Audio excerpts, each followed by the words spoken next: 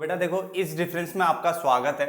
ये डिफरेंस जो है पूर्ति में विस्तार और पूर्ति में वृद्धि के बीच में। मैंने इंग्लिश में भी ये वीडियो बनाई थी और रिसेंटली अभी डाली है। अगर आप चाहो तो जो इंग्लिश मीडियम के बच्चे हैं वो उसमें जाके पढ़ सकते हैं। क्लियर है? ये हिंदी में पूर्ति में विस्तार और पूर्ति में वृद्धि होता क्या है, काफी इंपॉर्टेंट डिफरेंस है। बहुत बच्चे इसमें कंफ्यूज हो जाते हैं, तो आज उस कंफ्यूजन को दूर करते हैं। काफी आसान तरह से मैंने इसको लिखा हुआ है और साथ में हम इसका एक ग्राफ भी बनाएंगे। याद रखना, ग्राफ बनाने के बाद, ठीक है, ग्राफ बनाने का क्या हो जाएगा, ये काफी ज्यादा आसान हो जाएगा समझने में। ठीक है ना? और ग्राफ आपको बनाना चाहिए बच्चा। ग्राफ अगर आप बनाते हो तो काफी अच्छा हो जाएगा, टीचर के लिए भी आपको पूरे पूरे नंबर देना। ठीक है ना? तो स्टार्ट करते हैं इस डिफरेंस को। सबसे पहले है परिभाषा आपके सामने।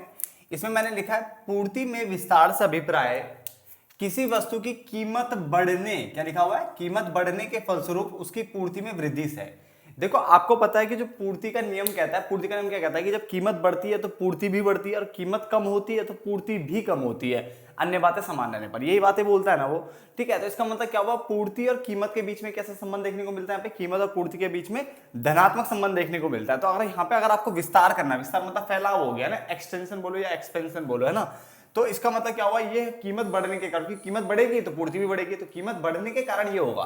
तो उसने पूर्ति में विस्तार से अभिप्राय किसी वस्तु की कीमत के बढ़ने के फलस्वरूप उसकी पूर्ति में वृद्धि से। इसका मतलब यहाँ पे कीमत बढ़ेगी तो ही पूर्ति बढ़ेगी। क्लियर हो गया? बट अगर हम यहाँ की बात करें तो उसने बोला पूर्ति में वृद्धि से अभिप्राय उस स्थिति से है जिसमें उत्पादक वर्तमान कीमत मतलब जो अभी कीमत है, इसका मतलब यहाँ पे कीमत में परिवर्तन नहीं आएगा, कीमत यहाँ पे नहीं बढ़ेगी। समझ में आ गया?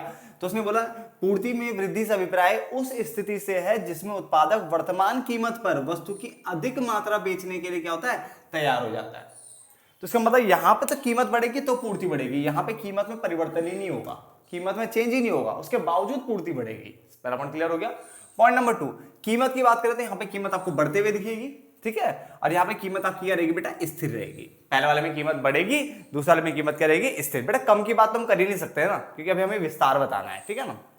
आगे अन्य कारक की अगर हम बात करें, अदर फैक्टर्स की बात करें, तो अदर फैक्टर्स यहाँ पे क्या होते हैं, स्थिर होते हैं। क्योंकि जब कीमत में परिवर्तन हो रहा है तो उस वक्त अदर फैक्टर्स जो होते हैं, जैसे उत्पादक का उद्देश्य, ठीक है, फर्मों की संख्या, है ना, ये कारकों की जो कीमत होती है, आगतों की कीमत जो होती है, संबंधित वस्तुओं की कीमतें जो होती है, जो अदर फैक्टर्स होते हैं, ये यहाँ पे स्थिर रहेंगे। इनकी बात यहाँ पे नहीं करनी, क्योंकि यहाँ पे जो बात होगी सिर्फ कीमत की होगी, इसके अलावा किसी की बात नहीं होगी। तो बाकी सारे फैक्टर स्थिर रहेंगे और यहाँ पे कीमत स्थिर है, तो उसका मतलब बाकी फैक्टर की बात होगी। तो उसका मतलब अन्य कारणों के कारण पूर्ति में वृद्धि होती है। अन्य कारणों के कारण, जो अन्य कारक होते हैं उनके कारण पूर्ति में वृद्धि होती है। जैसे मान लो सरकारी नीति, जो सरकारी जो मदद होती है उसकी। तो अगर सरकार आपको मदद दे रही है, मान लो सरकार आपको आर्थिक सहायता दे रही है, सरकार आपको क्या देती है, मान लो टैक्स, करों में राहत दे रही है, मतलब कर कम लगा रही है आपके ऊपर, तो आपकी पूर्ति बढ़ेगी। ऐसा केस हो जाएगा, है ना? या आप ऐसे बोल सकते हो, मान लो जो कारक है, जो आगत है, नहीं आगत मतलब कच्चा माल होता था, उसकी कीमतें कम हो गई, वो सस्ता मिल रहा है आपको, तो कच्चा माल सस्ता मिल रहा है तो आपकी कॉस्ट जो है, लागत जो है वो कम आएगी। लागत कम आएगी तो प्रॉफिट ज्यादा होगा, प्रॉफिट ज्यादा होगा तो पूर्ति भी ज्यादा होगी। ठीक है, तो ये अन्य कारक है, इसमें मैं कीमत की बात नहीं करता। ठीक है, कौन सी कीमत की बात नहीं करता, जिस वस्तु की बात कर रहा हूं उसी वस्तु की कीमत की बात नहीं करनी। जैसे मान लो अगर मैं ये मार्कर की बात करूं, मार्कर की अगर मैं पूर्ति की बात करूं तो मार्कर की ही कीमत देखनी पड़ेगी। अगर मैं फोन की कीमत की बात करूं तो फोन की पूर्ति कीमत दोनों सेम होनी चाहिए। जिस गुड्स की मैं पूर्ति की बात करूंगा, जिस वस्तु की, उसी की क्या होनी चाहिए, कीमत होनी चाहिए। तो पहले 3 पॉइंट अच्छे से क्लियर करते हैं, बाकी तो खत्म हो ही गया।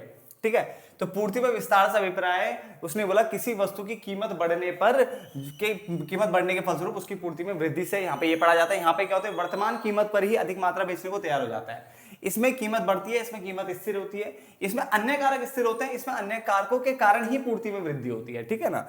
इसके कारण, इसमें संचलन या खिसकाव की अगर हम बात करें, मूवमेंट ऑब्लिक, इसको हम शिफ्ट बोल रहे हैं। ठीक है ना? तो उसने बोला इसके कारण पूर्ति वक्र में नीचे से ऊपर की ओर, कहां से, नीचे से ऊपर की ओर संचलन होता है, यानी अपवर्ड मूवमेंट होगी। ठीक है, मूवमेंट अलग होता है बेटा, शिफ्ट अलग होता है ना, तो उसमें नीचे से ऊपर की ओर संचलन हो रहा है। और इसमें अगर हम बात करें तो इसके कारण पूर्ति वक्र जो है बाएं से दाएं ओर, यानी आगे की ओर खिसका होगा, यानी पूर्ति वक्र में बाएं से दाएं ओर आगे की ओर खिसका होगा। तो इसको समझते हैं, एक बार डायग्राम से अपना भी समझ में आ जाएगा।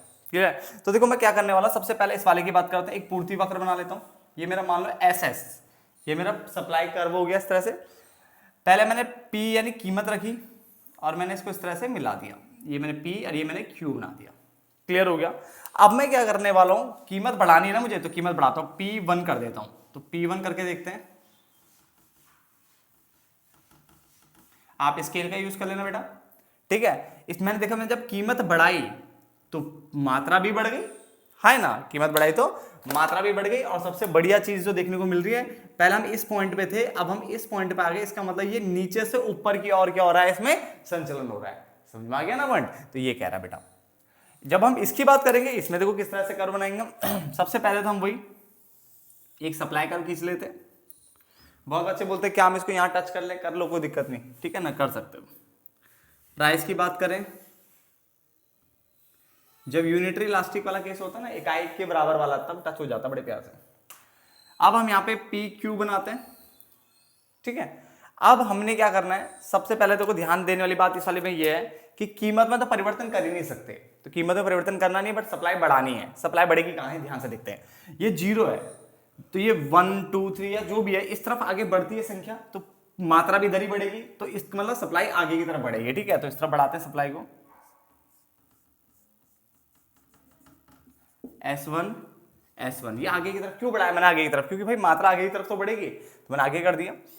फिर मैंने क्या करा, इसको मैं इस तरह दिखा सकता हूं, मैंने आगे की तरफ किया हुआ है, इसने जैसे मैंने आगे किया, अब इसको हम थोड़ा थोड़ा बढ़ाते हैं कीमत को, ठीक है। देखो मैंने कीमत ऊपर नीचे नहीं करी है, बस सामने लेके जा रहा हूं, देख रहा हूं कहां टच करता है, यहां टच कर रहा है, ये Q1 हो गया। तो एक चीज देखने को मिली है, ठीक है, इसको थोड़ा ऊपर लगा देता हूं सिर्फ, ठीक है। तो मैंने सप्लाई बढ़ाई तो मात्रा तो बढ़ेगी बढ़ेगी बेटा, ठीक है ना। और कीमत में कोई फर्क नहीं पड़ा यार ना, कीमत वहीं की वहीं है। अगर यहाँ पे 5 में तो 5 में चल रहा है, ठीक है। बस ये क्या हो गया, देखो ये वाला आपका हाथ कौन सा है, ये वाला, ये हाथ है आपका बायां हाथ, यानी लेफ्ट हैंड, और ये कौन सा आपका राइट हैंड, तो ये लेफ्ट से राइट की ओर जा रहा है, तो वही लिखा हुआ है। इसके कारण पूर्ति वक्र बाएं, यानी ये लेफ्ट हैंड से दाईं ओर जाता है, यानी आगे की ओर। क्लियर हो गया। और इस वाले में अगर हम बात करें तो इसमें शिफ्ट नहीं होता, इसमें एक ही कर्व तो एक ही रहेगा, बस नीचे से ऊपर की ओर चला गया। तो कभी भी याद रखना, संचलन होगा तो संचलन यानी जो विस्तार या संकुचन हम पढ़ेंगे तो उसमें एक ही कर्व बनता है, उसी में ऊपर नीचे हो जाता है। बट जब खिसकाव यानी वृद्धि कमी बोलेगा तो 2 कर्व बनते हैं, ठीक है। तो अभी हम वृद्धि की बात करें तो मैंने पढ़ा दिया है। अब हम एक और डिफरेंस पढ़ने वाले हैं, जो कि पूर्ति में यहाँ पे कमी कर दूंगा और यहाँ पे मैं पूर्ति में यहाँ पे संकुचन कर दूंगा। तो संकुचन और कमी के बारे में पढ़ते हैं। तो होप्सो ये वाला तो वीडियो आपको समझ में आ गया होगा। चलो उसमें मिलते हैं फटाफट से, ठीक है ना। धन्यवाद दोस्तों।